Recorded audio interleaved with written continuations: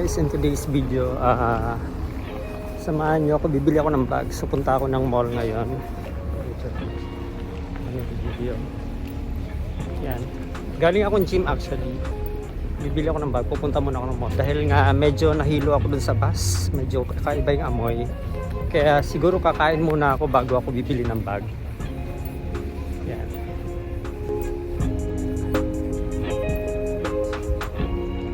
So ayan mga kabady, ito yung Avalon Mall. Ito yung pinakamalaking mall dito sa New Zealand. Actually there are two malls dito. Yung isa parang haunted malls, joke lang. Kasi nga wala masyado pupunta. So ito yung pinakamalaking mall. Yan.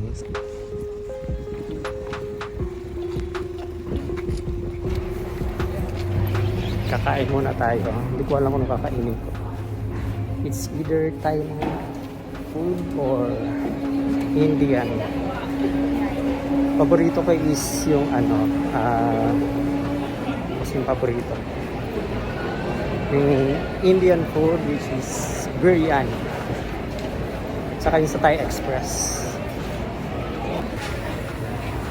Thai Express. So yan na nga mga kabady, binili ko is pad thai noodles yan. Gusto kong binibili lagi yan kasi napakasarap ng lasa.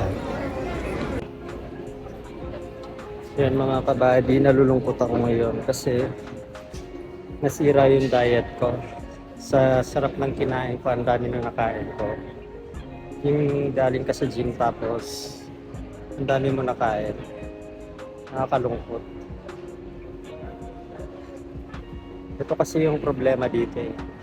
Pag-afford mo lahat ng gusto mong pagkain, ayan, hindi mo makontrol sarili mo. So ito yung mall natin dito. Medyo madaming tao ngayon dahil Saturday, Sunday. So usually mahilig pumunta sa mall ang mga puti. Ito kasi yung isa sa mga pinakapasyalan nila dito. Like sa atin sa SM, di ba?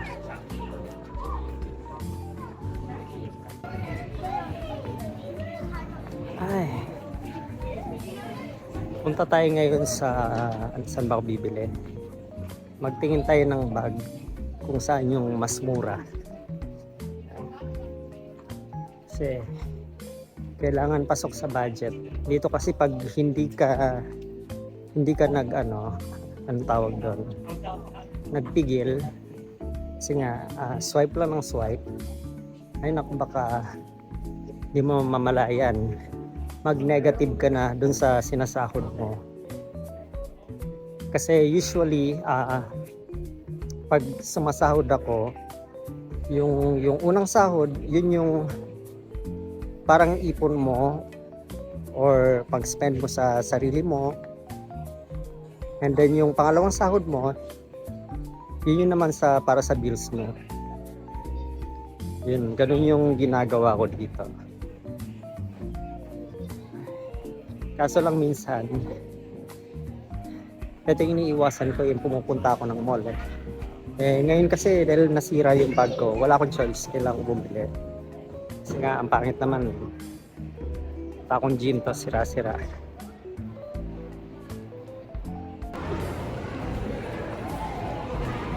Bali, ito na yung siguro yung araw na maraming tao. Pero wala to doon kapag pumunta tayo ng di ba yung nasa SM pa ako dati. Talagang pag Sabado Linggo, yung hindi mahulog ang karain sa sobrang dami ng tao. Ito, ganito lang siya karami. Kasi hindi naman gaano karami yung mga tao dito. Punta ata akong H&M, wait lang. May gusto akong jacket dito eh. Yan, ang mahal ng mga tinda dito, grabe. Pero window shopping tayo ngayon mga kabady. Ayun mga kabady, lumabas na ako. Na-stress ako sa presyo, ang mamahal. By the way, kailangan ting positive tayo lagi. Tingin tayo ng mas mura. So dito naman sa Canada, ang gandahan naman dito kasi wala silang pakialam sa sa fashion mo. Yan, mukha na akong itlog. Think positive lang, tsaka dapat laging nakasmile para magmukhang bata.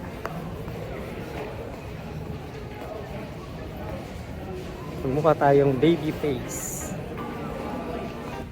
Yan, mamili na tayo.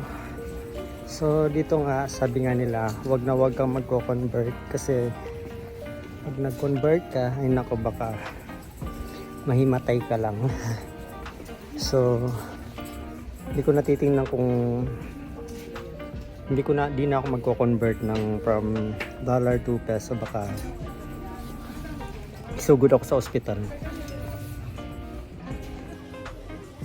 Ito kaya gusto ko yung medyo malaki, black. Yuma, magkano kaya ito? Ay, grabe naman, ang mahal naman. 59, 60. Medyo mahal siya. So gusto ko yung may bulsa, pang gym. Kasi nga lalagyan ko ng sapatos. Wow, Tommy, magkano kaya itong Tommy? Ang cute naman ito. Ang cute din yung presyo. Ito, tamang-tama to, medyo malaki. Yung ating price, Swiss gear. Kano ko yung price nito? Oh my gosh, ito pwede na, 39.99. Pero try ko muna. Pero tingin pa tayo ng iba. Hindi kasi ako mahilig sa may backpack ako eh. Hindi ako masyadong sa backpack kasi nga naliliitan ako. Gusto ko yung gym bag na malaki. Yan, ito yung isa kong nakita kaso lang sa sobrang laki naman niya. Naka-sale pa man din siya, 24 siya. Kaso lang problema, parang kasi isang kwarto. Medyo malaki. Minsan pala nakaka-stress din mamili. Ito, pansundalo.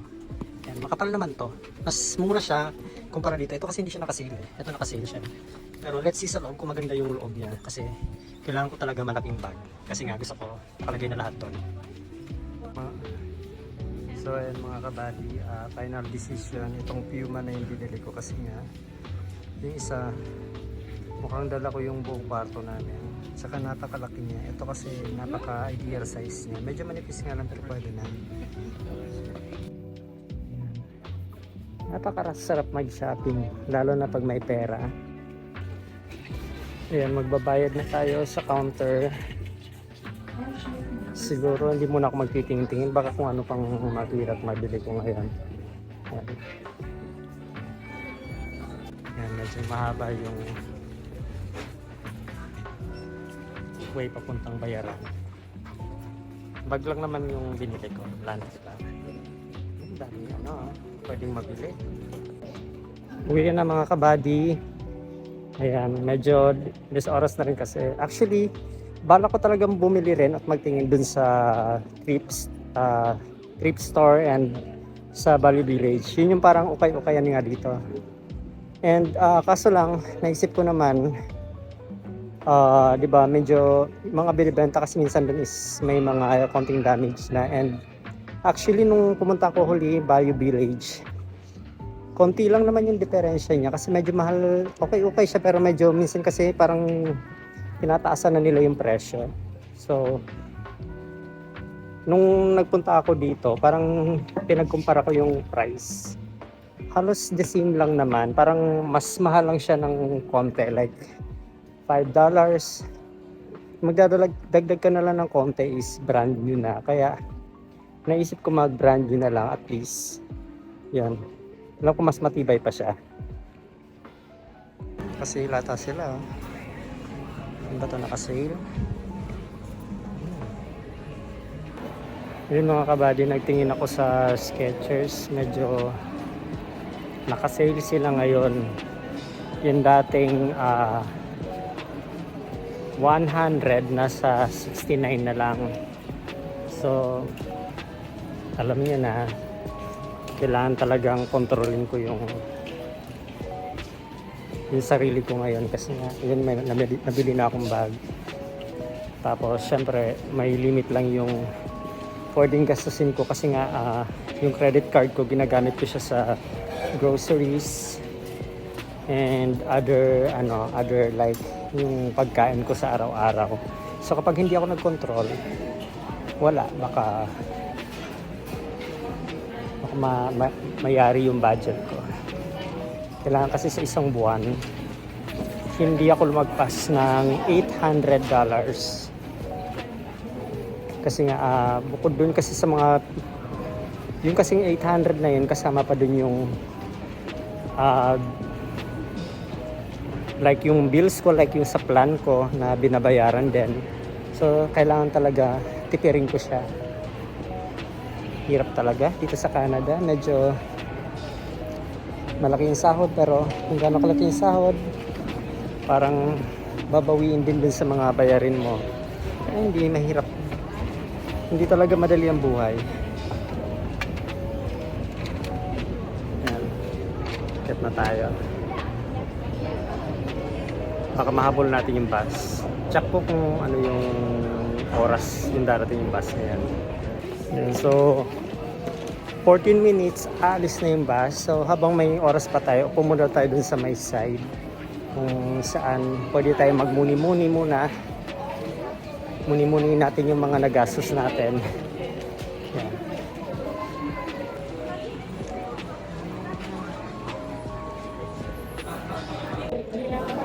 Yan, thank you Lord, nakaupo din. Medyo nakapagod din maglakad, pero para matunaw yung kinain natin kanina. Yan, habang naghihintay tayo ng bus. Siguro mga 10 minutes darating na yun. Dito kasi every hour, hintay mo, halimbawa, sasakay ka ng bus. After 1 hour, darating yung bus, gano'n. And ang pinaka-ruta dito is Avalon Mall and the Village Mall. Yung dalawang mall lang na yan. So, paikot-ikot yung bus. Biyahe niya. 30 minutes yan. So, ayan yung view natin sa labas. Yan, Dollarama. Yan yung may mga murang bilihin dito. Kumbaga kasi sa Pampanga, usong-uso yung mga 99 store. Alam mo yung mga Chinese grocery yun. Parang, yun yung parang katumbas dito. Dollarama. Mura yung presyo. Yan, thanks for watching guys. Next time ulit, samahan nyo ko ulit pag namasyal tayo o nagkaroon tayo ng time. Kasi usually, minsan na ako magkaroon ng time, lalo na sa ganito. Kasi nga, dahil nga trabaho weekdays and weekends, ngayon kasi nagkaroon tayo ng extra time, kaya yun, gala. Ano talaga dito sa Canada, work. Minsan wala na yung social life mo. Pero syempre, ginagawa naman natin to para sa future natin. Saka kung sakaling magkaroon tayo ng pamilya, yun. Para sa kanila din yan. Thanks for watching.